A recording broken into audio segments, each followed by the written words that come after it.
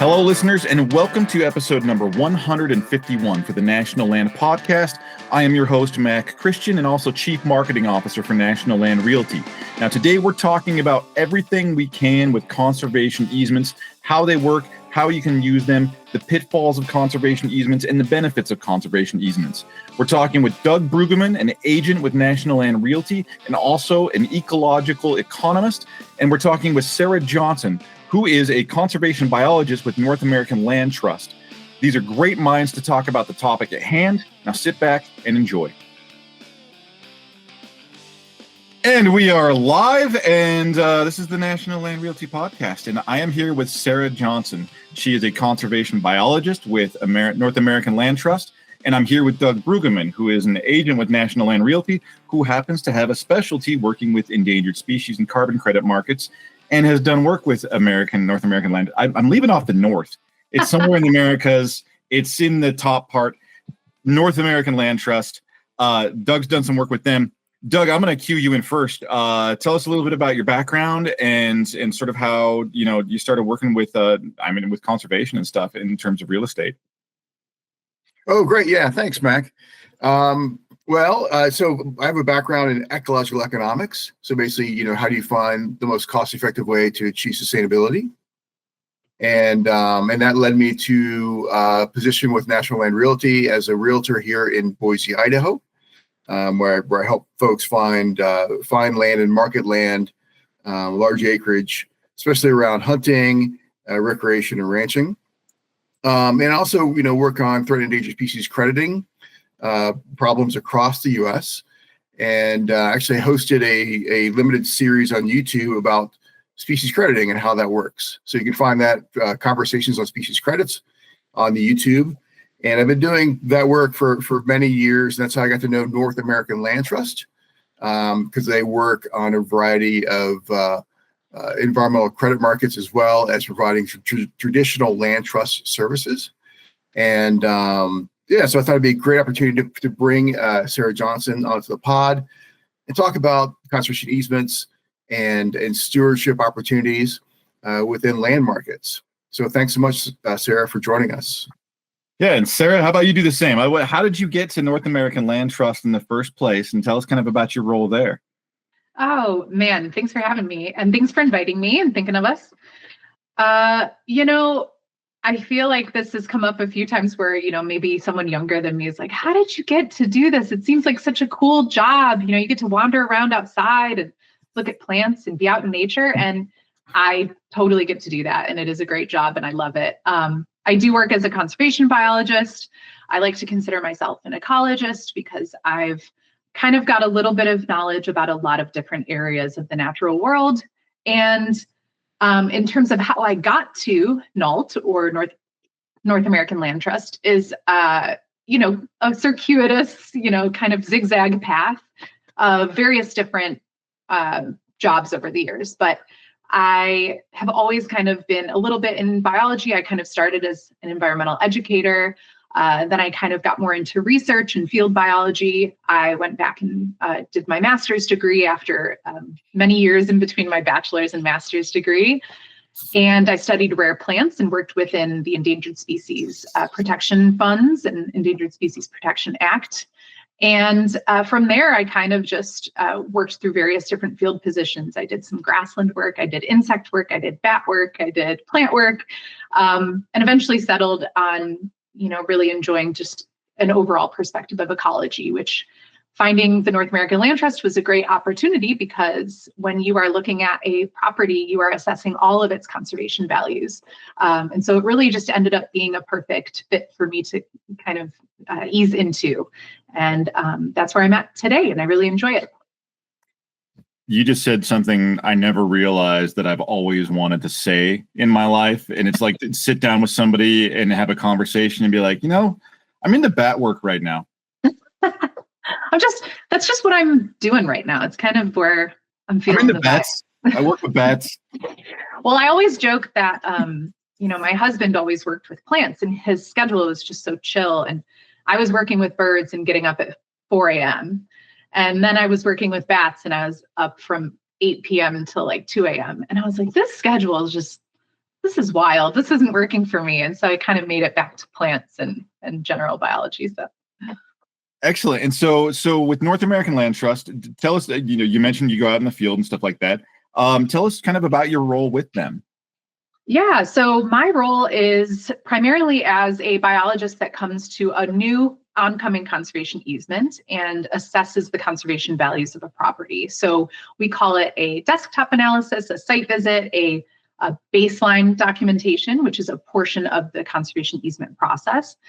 And what this is it's essentially coming to a property and seeing it as is and assessing its conservation value, describing, what is the habitat type? What's the soil type? What are the current uses of the property? What are some of the unique features of it? Are there different species that you're not seeing elsewhere? And really just documenting the conditions of the site. That's my favorite part of the job. I really enjoy doing that and meeting with the individuals that are looking to conserve their property. Another major portion of the job is the stewardship portion, which Doug hinted at. And the stewardship portion is also great because I get to engage and learn from landowners about what's working or what's not about their property. These site visits are part of due diligence also. We make sure that we touch base with landowners every year and do a site visit every 3 years. And that ensures that they are basically complying to those conservation values that have been documented, but also gives us that opportunity to say, how can we help you? Are there things that you're trying to manage for in terms of habitat, or are there things that you would like to advance in terms of conservation that we can help you with? And so those are my two primary goals. And then on top of that, I also do our communications. So I do all of our social media and our email marketing and print marketing and things like that. So I kind of, as many in the nonprofit world can attest to, I wear many hats in my career. I'm familiar with this role. And I have been a part of this role a few times in my career. I call it the one person army role. Yeah. Where it's like, what do? I do all of the things. Yes. Especially from the marketing capacity. I have been that. I know I empathize with that. Doug, I wanted to hit you because this is a great lead in to the topic. And again, I always try to approach things from a 101 level. Is I want to define I want to hit you up on the history of North American Land Trust. I kind of want to just dive into, what it is and how it works. But Doug, since you've worked with it several times and you're familiar, I wanted to see if you could lay out and define what's a conservation easement. What is this and how do you place it? And how is this used with landowners? Well, right. So the idea of a conservation easement is that you ease the rights to the land, the rights to use the land in some way. So it works well if your intended use is to continue to do farming or ranching or hunting, something that provides, public benefit, for the greater good. And so because you're reducing the rights used within the land, there's a reduction in value, right? So that reduction in value is then quantified with an appraiser, and then that leads to a tax reduction that can be applied for up to 15 years. I think in general, it'll go to reduce your tax liability by up to 50% for most people. Although if you're a farmer or a rancher, it can be much higher. And so then you're reducing your tax liability. And so the tax benefits of easing rights on land can be quite significant. In some cases, it could be enough to go out and purchase a parcel. And structurally, just for anybody, and I think a lot of people have run into conservation easements or talked about them, especially landowners. But for those that haven't, what does it look like to get one? Like we talked about, like getting a tax, you get a tax incentive there.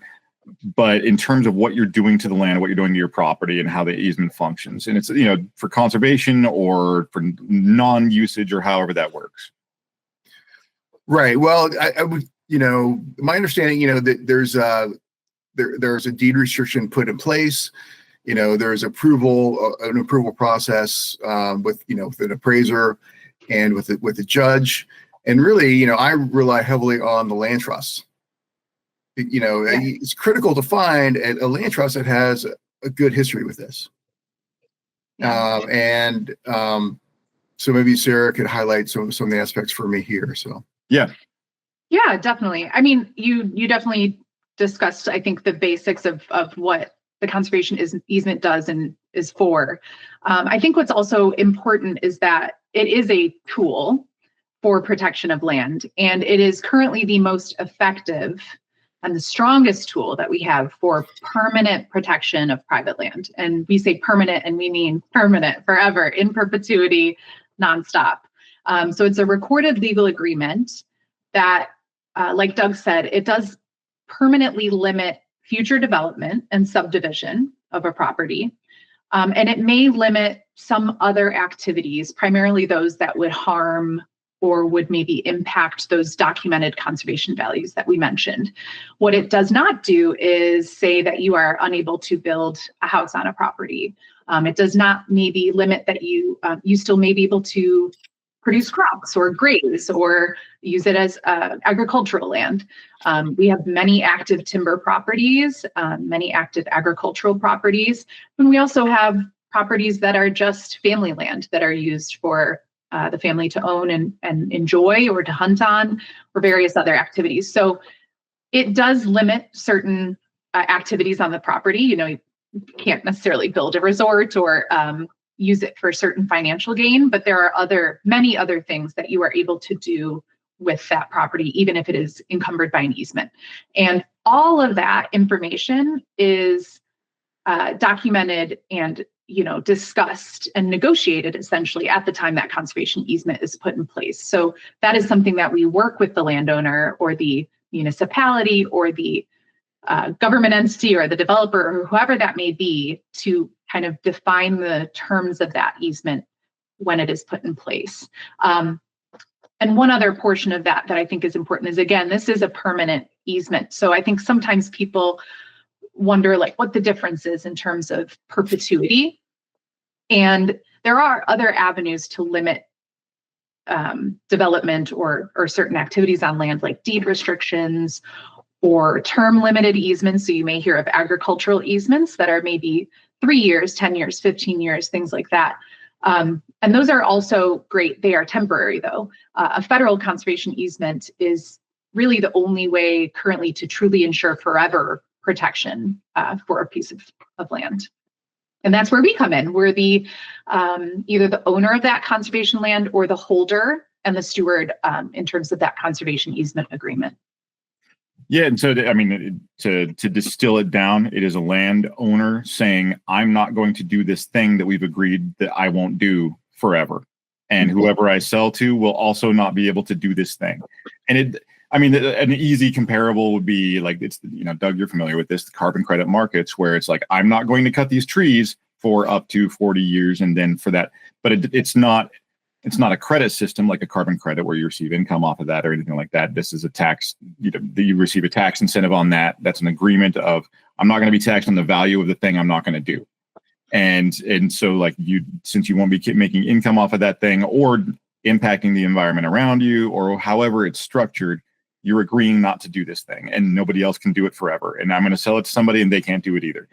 But you're in terms of it's a conservation group that you're usually working with on this. So it's in order to conserve the land and make the land better, improve it, help out endangered species, help out endangered waters, plant life, anything like that. Is that kind of am I in the ballpark?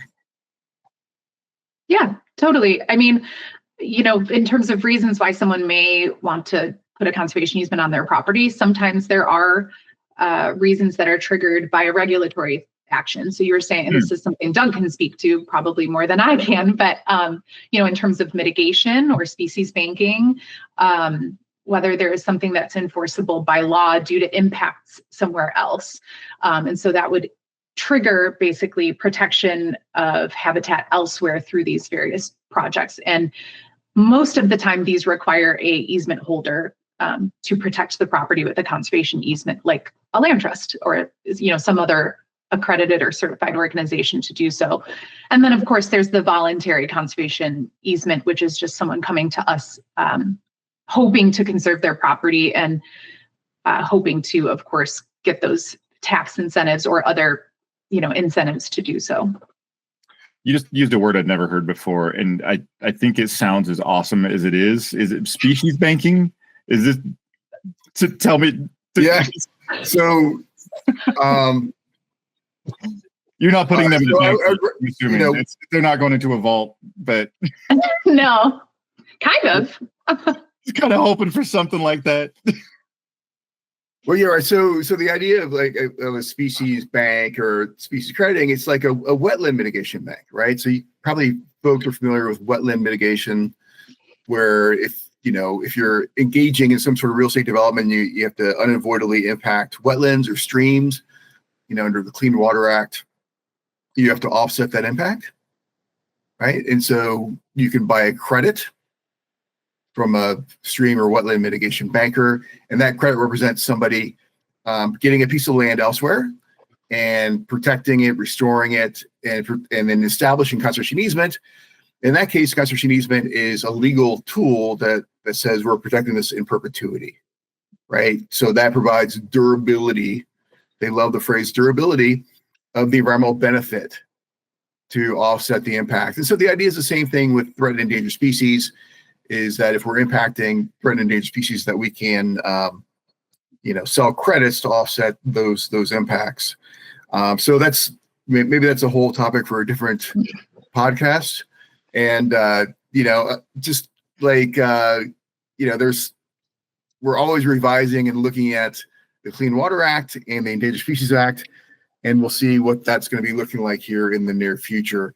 I would highlight that these conservation easements are a critical tool. You don't hear about them often, but in addition to water quality markets and threatened endangered species markets, just your watershed protection agencies are we're easing rights to protect water quality for source water within communities, and so it's important to know that we have these deed restrictions and strategies to provide these public goods and services. Clean air and clean water, it comes from somewhere. It comes from some effort. And so it's great to see, folks like the North American Land Trust that are providing this critical service. So you're saying there's not a bat bank somewhere? Because I'm really disappointed. There are several bat banks around, Mac. Oh, there we go. You just made that day. And I would recommend you can work in bats and go to the bat bank. Yes, I'd be happy to take you to a bat bank sometime. I'm sorry. I'm just like my head goes all kinds of places sometimes. Yeah. No, it is fun to think about. It is essentially, they call it a bank because I think, Doug can describe it better, but the credits and the in and out process of an actual bank, but it is really a bank. Like it is because it is a protection for that habitat. You're essentially saying that like we are insuring, just like the bank keeps your money safe for you, right? We're ensuring that this habitat is going to be here.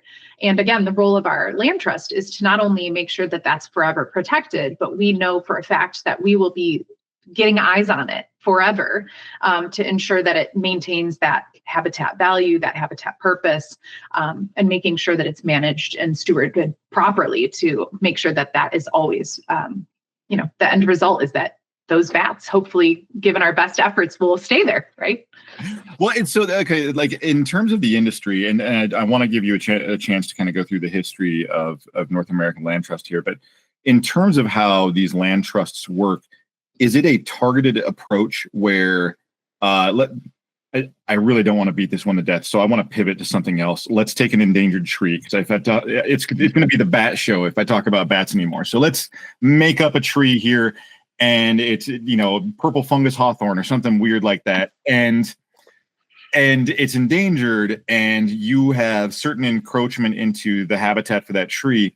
Do land trusts find land that is habitable for that tree, or that tree exists, and try to build conservation easements into those, like, hey, landowner, we got something to offer you, we're trying to preserve this tree? Or is this where you rely on the landowner to come to you and you sort of like incidentally preserve the species? You know what I mean? Like, it's not a targeted preservation effort.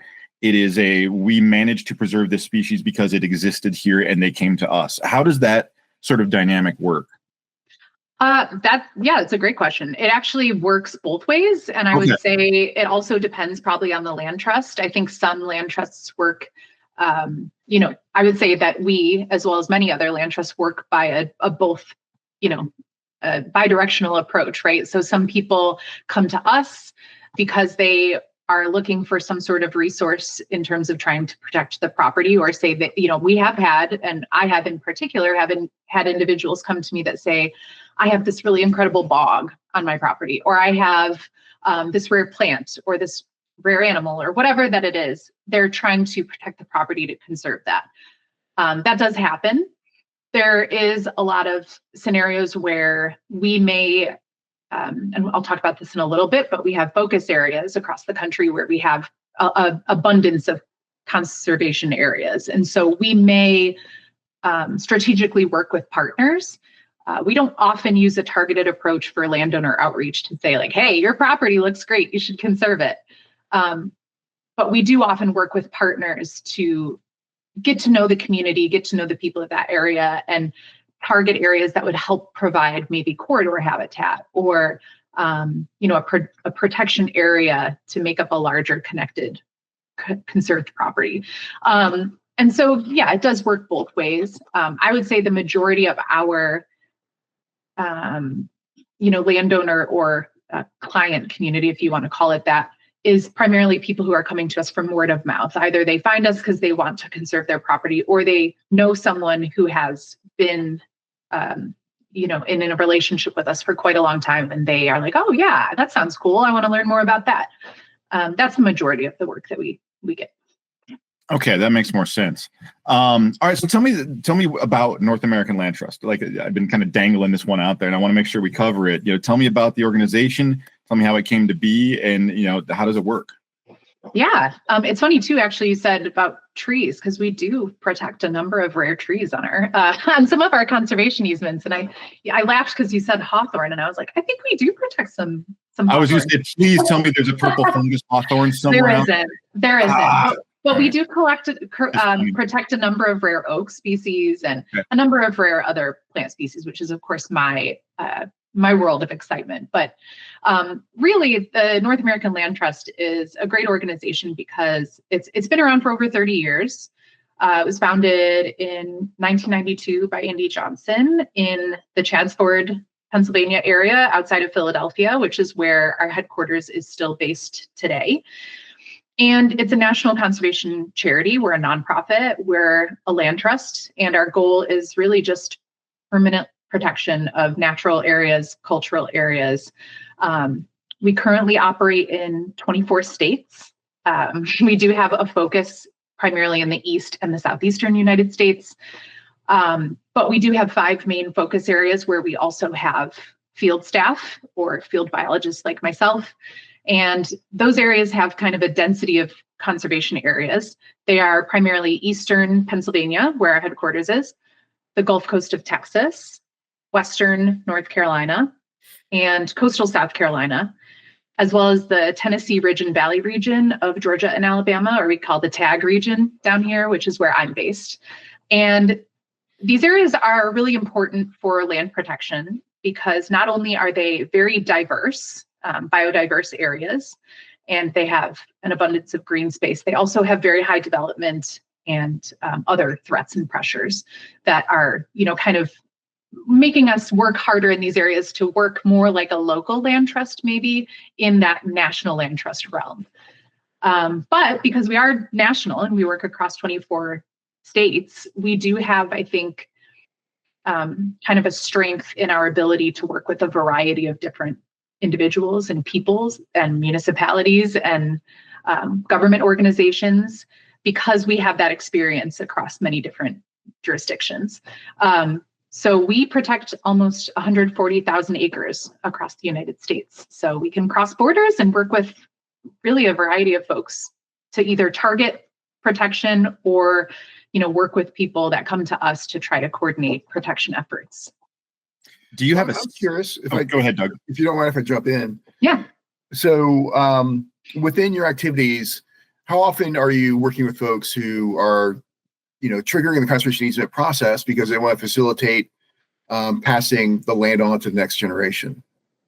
Oh, yeah, that's a huge motivation. I mean, I would say a lot of our work is often through mitigation. We do a lot of mitigation and wetland mitigation. We also, I would say the majority of the rest of the work is either working with municipalities or other organizations that are trying to limit development and incorporate green space and open space planning. And then the other is primarily individuals that just want to ensure that the hard work that they have done on their property for many years does not discontinue once they pass on that land to the next person. And that could be for family reasons. That could be that they just want to ensure that once it's sold to someone else, whether it be someone within the family or outside of the family, does not, again, reverse that. And it's a legacy for many folks. They've worked a piece of land for a lifetime, maybe for longer than that, where it's generational and it's been in the family for quite a long time. And that's really important to people. And yeah, I would say those are the kind of areas that we primarily see people coming to us for conservation. Great, thank you. Yeah. I feel bad because my head keeps on going different directions. Like you just mentioned the scenario of, and I'm laughing at it because I've seen it where rancher owns land and knows that when they're done, their kid is just going to chop it up and sell it off. Yeah. And that this is a way to prevent that. It's sort of like it's almost like a revenge easement, or like, oh no, I hate to call it that. Yeah. Like a protection. Originally, I was thinking of revenge easement. That one just I was thinking like I'm in Idaho and we just had wolf introduction and a lot of people are really against it. I'm like, man, I could see somebody just locking their land down as like wolf preservation just to mess with their neighbor because they'd never got along. I could see something like that happening in my area. Absolutely. But let's take the scenario. I could imagine that a lot of the times where a lot of ag families, kids move away. They're not ever going to come back and work in ag. They're going to inherit the land because the parents don't want to sell it or however that works. But they want to make sure it stays a ranch or stays open land or that it doesn't just get chopped up and sold to a subdivision. Is that kind of the majority of what happens with this? It's definitely a huge motivation. I mean, I would say that a lot of, like I said, a lot of people have just been working this land for whatever reason, or not even working it. It's just family. Just owning and enjoying. Yeah. Yeah. And, a lot of people we work with are families. And I do think that the financial benefit that some may receive from the conservation easement does help in terms of some of the family planning for land purposes. There are sometimes family trusts that there are multiple owners of land, and sometimes some people may want to get out of that agreement, but the family still wants to keep that land in protection or within the trust. And so that can be a way to help finance that. But that's just, one reason. But yeah, of course, consider, there are many properties that have been, like you said, ranch land or farmland or even just family lands for many generations. And, not all heirs want to take on that one financial burden, but also maybe just don't have that same intention of utilizing the land.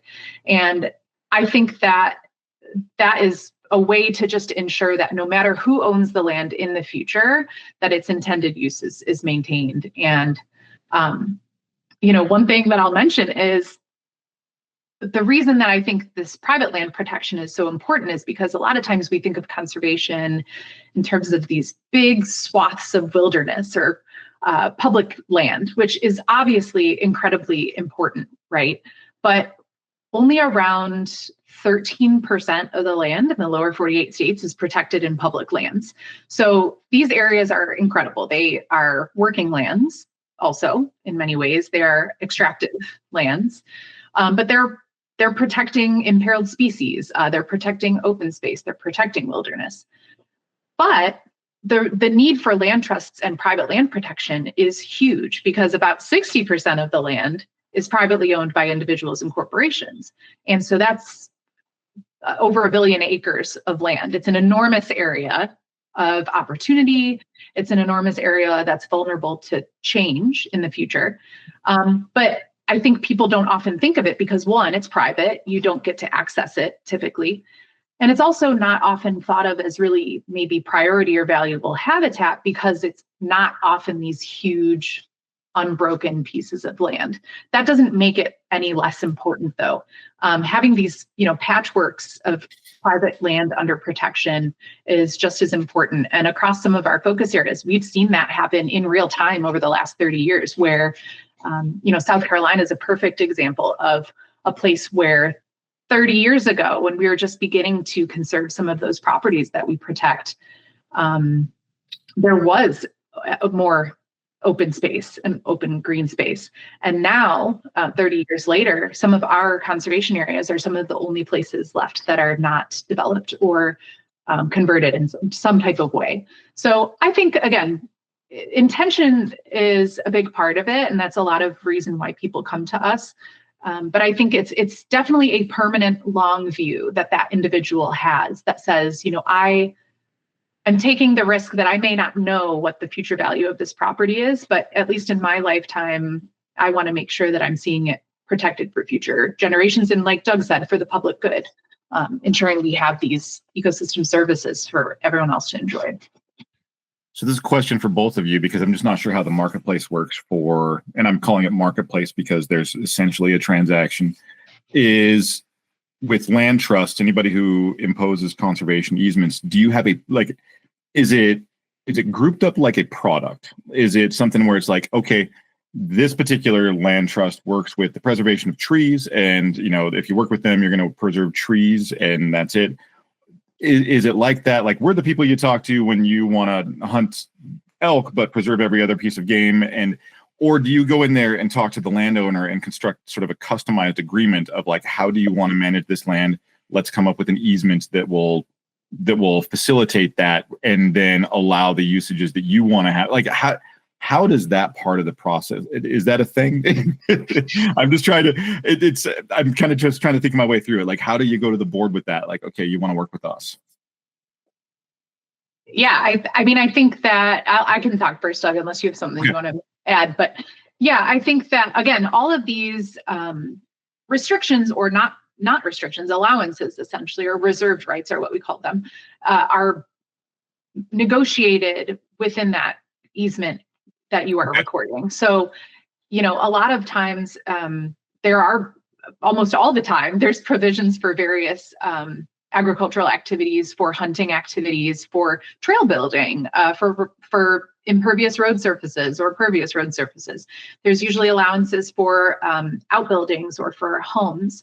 Depending on the size of the property, we would restrict how much of that property can be utilized for a building area or for if it's a scenario where it may be a developer that's coming to us and says, I have 1,000 acres, but I want to build houses on 100 acres of it, is just an example. And then those lots are designated at the time of the conservation easement, typically, to say, we have, with our base of knowledge, figured out that these areas are going to be the least impactful to those conservation values. And therefore, we're designating these areas as that allowance. And based on our stewardship forever and perpetuity, we review those with the landowner at any point in time to ensure that they are adhering to those rules. But yeah, I mean, hunting, fishing, recreation, these are all things that are just normal place in all of our conservation areas. So like you said, for hunting elk, some people manage for quail populations, some people manage for deer populations. Some people just, we have a few landowners that have, special needs kids come out and fish on their property and learn how to hunt. We have a really cool project in South Carolina that's a school that purchased a conservation area, and they have a outdoor learning facility. There's so many different things that can be done. I think a lot of people are afraid that a conservation easement is going to be really restrictive. And that's kind of where I was headed. How restrictive is this, or is it malleable? It totally depends on the situation. And that's, again, something we work with that individual to customize while also making sure that we are doing our best to protect the most important conservation values of that property. And all that said, I think, again, people think that it can be very restrictive. And perhaps if you purchase a conservation land that already has had an easement in place, that may be more inflexible because it's already been put in place. If you are the person initiating the conservation easement, that negotiation process is there. And, ultimately we all decide based on that property. It's a very customizable scenario. And I think it's tough for some, and especially for me, I came in and I'm just a biologist, and I had a lot of questions. It's like, oh, all these people are coming to me about questions about easements and they want to conserve their property. And I would ask, like, what's the formula? And they're like, well, we have one, but it's very customizable. We work with that person based on their needs, based on our mission and goal as an organization. And we really work together. There is no prescriptive formula outside of the basics.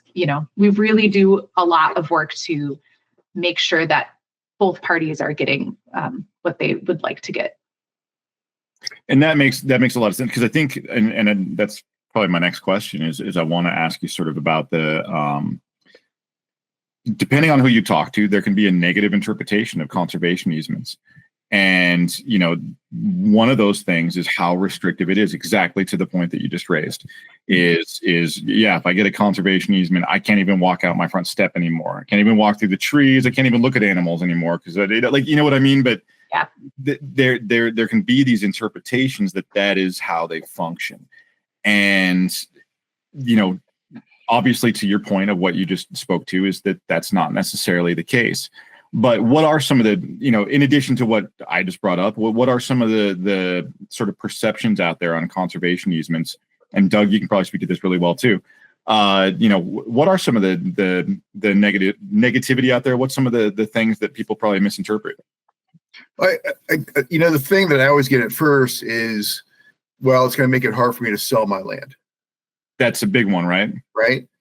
And the market hasn't proven that out. That there are enough people who are interested in the same benefits that you've created for your land, that a marketplace often exists. Right. So you're not going to be able to sell your land to a residential developer. Right. But there are a lot of folks out there who still want to protect those ag, ranching, natural habitat values, and would see the fact that you've invested in the easement, because putting an easement on takes effort, right? And so in many ways, it's a value add. And I think, as Sara highlighted, there's a lot of flexibility, but you have to plan. You have to put the thought in beforehand, when you establish the easement. And then, I think that would protect your land values moving forward. Go ahead. Sorry. I was just saying, I'll also add to that, I think that in terms of the value, again, people are maybe concerned that value is going to go lower. And it is true that the sale price, right, to certain individuals, like a big developer, may not be the same. But I agree with you that we have not found that there has been, there are many people, especially as this type of land becomes fewer and farther between, where you do have difficulty finding areas that are protected or larger parcels of land that are protected. I think it actually becomes more valuable in that way. So I wanted to ask, are there bad actors in the land trust conservation easement space? Are there people that take advantage of the system, and how do those work? What is a bad actor in this space? Or are they regulated to the point where there aren't? I'll jump in. All yeah. Right. So there we go. There have been some bad actors, and there have been some lawsuits, and some people have gone to jail. Okay. Frankly, around syndicating tax benefits. And so I'm not an expert in the area. I'm not, I'm certainly not an attorney or a CPA, but folks who— I would be actually concerned if you were an expert in how to set up a bad land trust, but That would worry me a little bit. I can set up a bat bank and sell credits. There you go. Yeah, I can add to this too. I mean, of course, like anything else, there's bad actors, and especially when there's finances involved, there are bad actors and people that may take advantage of the system. I think the place that's most often seen is in inflation of appraisals, which is part and separate from what Doug was talking about. But that's when there is a misrepresentation or discrepancy in the stated value of the piece of land in order to get a larger tax deduction. And land trusts, most land trusts, as far as I know, at least our land trust, is completely separate from the appraisal process. That is a third-party process that is selected by the landowner. And I think the reason that land trusts are pretty careful and opposed to this is because obviously these bad actors or individuals that are taking advantage of the system puts the validity of this charitable conservation easement program at risk. We want to be able to incentivize people to protect land and protect private land. So of course, in the vetting process, this is something that is scrutinized by us and of course the IRS and other entities that are kind of these oversight organizations for land trusts and for conservation easements. And, of course, besides that, any land trust is going to occasionally have an individual who either is the individual who puts the easement on the property or someone who purchases land that is encumbered by an easement and may not have done their research, maybe, and may violate the terms of an easement either by choice or by accident. But our land trust in particular, at least, has noticed that the increased and regular engagement with the landowner in terms of our stewardship, which is why we value that so highly. That stewardship is so important because it helps us keep these issues at bay. We are touching base with them. We are helping them clarify any terms of the easement that they are unclear on. They come to us and say, hey, I would like to do this. Is this something I can do? And we go through that document with them and describe to them what their rights are and if there's, flexibility there or not. And that way we don't have those types of bad actors, at least, because we don't want to have those issues. We want to have really good relationships with the people we're working with. So, I mean, find a good land trust. Find a land trust that has a track record. That seems like pretty sage advice. Because I could picture, wanting the tax benefit but not really conserving anything is probably something that happens out there quite a bit, is where it's like I want to not pay taxes, but I also want to eliminate that stupid chipmunk that's on my porch. Like, or I want to do this and I want to develop this land in the future anyways, something like that, where it's like I don't want to adhere to any kind of conservation, but I really don't want to pay taxes, is where I could see some of that headed pretty easily. What happens if a landowner violates the terms of their conservation easement? Is that what goes down in that case? Yeah, I mean, we try to keep that from happening at all costs. Of course, it's something that has happened a couple of times, I'm sure, before my time, and at least not with any of the people that I'm working with as landowners. But I mean, there are times where litigation is necessary, but all efforts would be taken before that's reached usually. Typically what will happen is it's maybe a situation where, at least what I've seen is it's maybe more of a situation where there was a misunderstanding or a misrepresentation of where they were allowed to cut trees, for example, or something similar. Or maybe there's some sort of water issue, like an impoundment or something, a bridge crossing or something where that wasn't supposed to occur.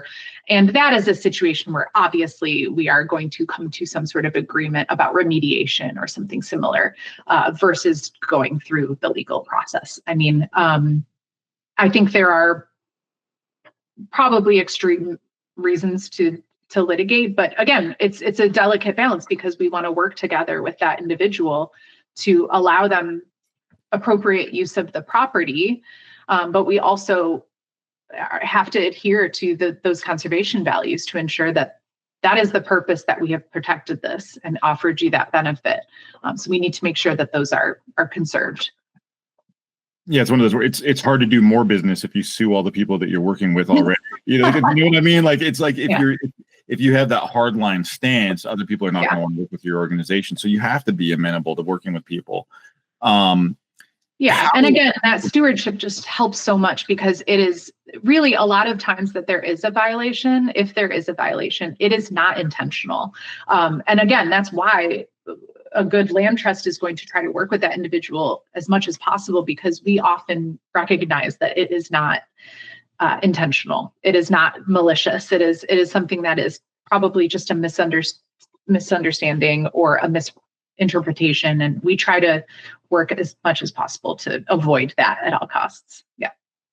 So you used the word perpetuity several times throughout this conversation, and I'm curious, because I feel like the answer is already in front of me, but I have to ask because it's probably going to be asked by somebody, is at a certain point in time, if you throw enough money at the problem, can you make that conservation easement go away? No. No. Okay. No. There's not a loophole in this. You can't talk to the right politician and get this perpetuity thing into be less perpetual. No, Okay. There's not. No, it is a legally binding document that is attached to the deed of the property, and it follows it forever, no matter who that landowner is in the future.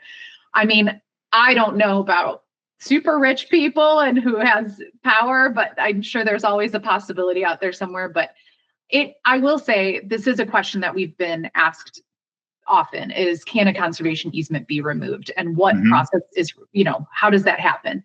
And it is possible, but it is extremely rare. And again, this is why the conservation easement is one of the most important tools we have for forever protection of property. Because I think a lot of times people will see in the news, for example, that a protected property or a perceived protected property suddenly becomes available for development, or that it suddenly becomes a resort instead of the state park that they thought it was going to be forever. And what I often find upon doing research and trying to figure out what that property actually is that property was actually never truly protected in the first place. A lot of times what you'll see is those places maybe were never purchased outright. They had never had a conservation easement put in place or a permanent protection. Perhaps they were being leased from the state or from somewhere else. And then that entity decided that they were going to sell that land. And so it no longer gets to be a state park. That's just an example that I see a lot of. The other example I tend to see is a issue of condemnation or eminent domain, which is, again, very rare, but it does happen. And it is really one of the only other ways that I can think of that could have the possibility of removal or at least partial extinction of a conservation easement. And really what that is when the government or another similar entity decides that land and only that land is necessary for some sort of critical project that often is benefiting the public in some way. So whether that be like a power line right of way, or maybe a highway, or I don't know, some other thing like a military installation or something like that. I don't know. That easement could be taken, or at least partially taken, through eminent domain, but it is very rare.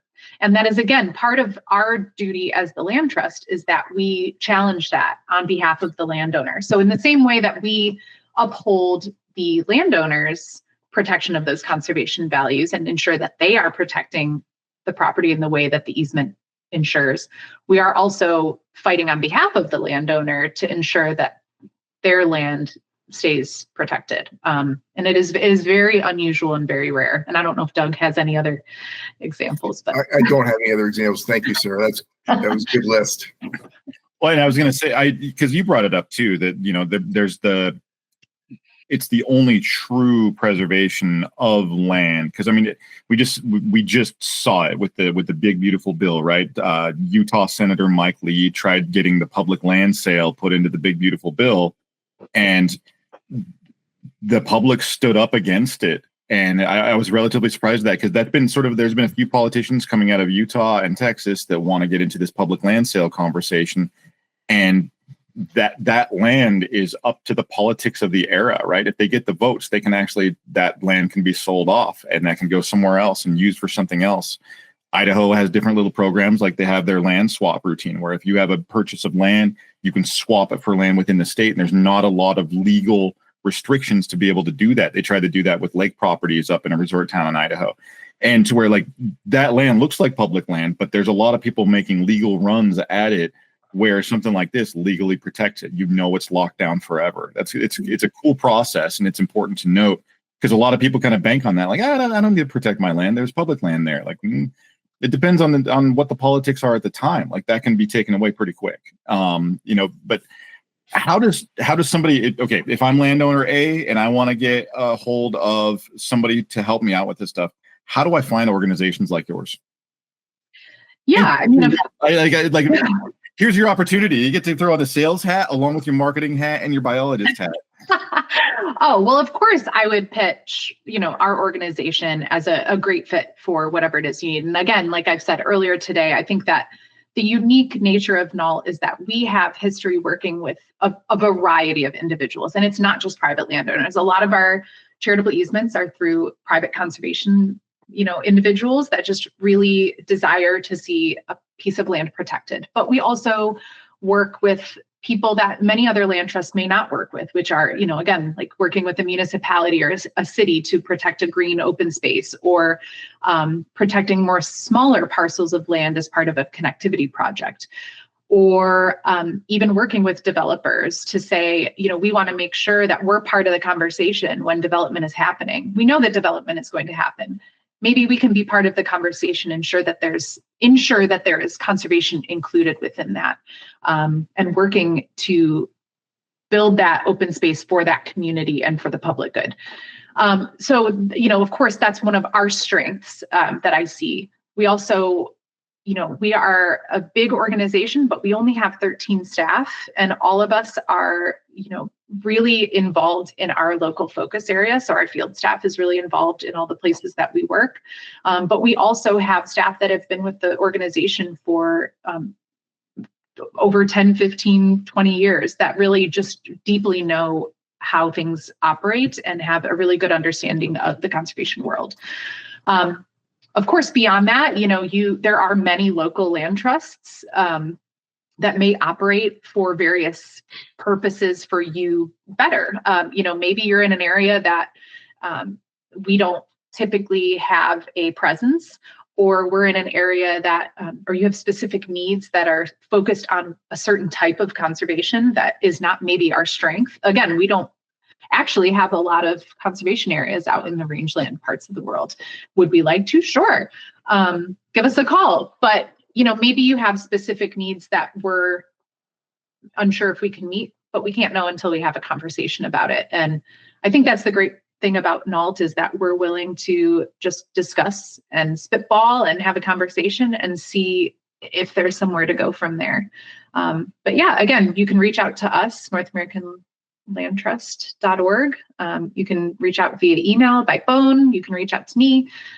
Follow us on social media. You can vet us that way and make sure we've got our knowledge right. I post a lot of plant-focused stuff, though, so be prepared for that. You have a bias. I have a little bit of a bias, but yeah, I would just say research the land trusts that are around you and find something that's the right fit. Like Doug said over and over again, find a trustworthy, reliable land trust. Again, we've been around for over 30 years, and we have many projects all over the country, and we'd love to, get the chance to see if your project's a good fit too. And Doug, you work with a bit of this stuff on your own as well, helping people work with land trusts and stuff like that. Tell people how they might work with you on, in terms of real estate. I mean, that's a whole different side of things. Yeah. So, given my background in this extended, environmental field, it makes me a more knowledgeable land agent to look at, the variety of dimensions, and as I do work here in Idaho, I often have to just pull the car over and just let my jaw drop at how gorgeous the landscape is, and I find that there are a lot of landowners. Stop. No, it's ugly. This is the ugliest state in the U.S. Do you just not want people to move there? Yeah. A lot of landowners they want to sell land, and but they don't want to put it on the market.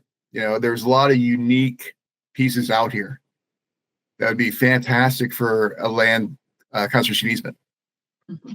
Right. So if you're interested in hunting elk, fly fishing, ranching, we have tremendous opportunities for conservation easements here in the state of Idaho, and I'd love to help you out. For me, I just love going out and hiking land and talking about management and what you can do and connect with a piece of land. Yeah, very much so. Well, thank you both. Sara, thank you very much for stepping onto an unknown podcast and being a part of our conversation here. And Doug, you've been on here before, and thank you for coming back and chatting. And for those that don't know, Doug, we're in the same town. You're one of the few that's out here with me that's sharing space in Boise. But no, thank you both for joining today. And we'll have links for you both in show notes, your contact numbers and stuff like that in the show notes. And well, thank you both. Awesome. Thanks so much, Mac. And thank you, Sara. Yeah, thanks for having me. It was fun. This concludes episode number 151 of the National Land Podcast with Sara Johnson of the North American Land Trust and Doug Bruggeman of National Land Realty. You can learn more about land ownership and the buying and selling of land at nationalland.com. And do not forget, follow this podcast so you can catch our next episode. Also review this podcast so others know what to think about it. Thank you, and I'll see you next time.